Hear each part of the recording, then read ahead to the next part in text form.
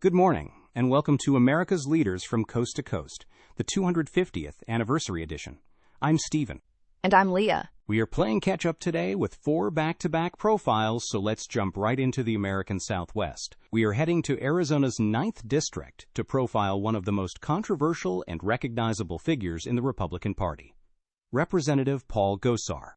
Paul Gosar is definitely a lightning rod in Washington. He's a founding member of the Freedom Caucus and made history in 2021 when he became the first member of Congress to be censured in over a decade. But before he was a political firebrand, he was known simply as Dr. Gosar. He was a dentist in Flagstaff for 25 years.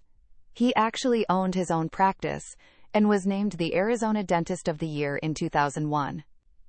He rode the Tea Party wave into Congress in 2010, arguing that his experience as a small businessman gave him a better perspective on healthcare and regulation than career politicians. To understand his politics, you have to look at the map. His district, Arizona's 9th, is basically the entire western edge of the state. It is a huge, rugged district. They call it the River District because it follows the Colorado River from the Utah border all the way down to Mexico. It includes Lake Havasu City, famous for being the home of the original London Bridge, which was bought and shipped over in the 1960s.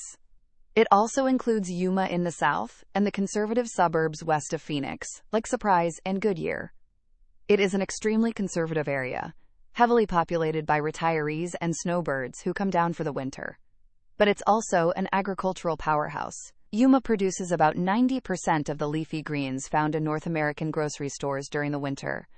So immigration and labor are massive issues here. And because the district borders Mexico, border security is his number one talking point. Absolutely. The Yuma sector of the border has seen massive spikes in migration.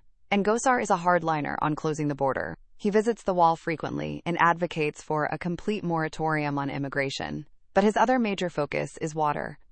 As a member of the Natural Resources Committee and the Western Caucus, he is deep in the weeds of the Colorado River drought crisis. His constituents in Lake Havasu and the farmers in Yuma literally depend on that river for survival.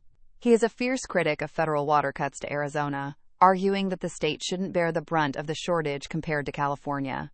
He also champions the mining industry, pushing to open more federal land for copper and uranium mining to reduce dependence on foreign supply chains. He positions himself as a warrior for the West against Washington bureaucrats.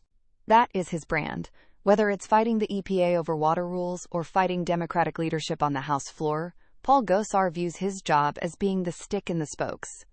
He is a dentist who believes the government needs some painful extraction work. That is our first profile for today. Stay tuned as we continue our marathon of profiles. Please note, AI assists in the creation of this podcast from pointedwords.com, and remember, better pointed words than pointed swords.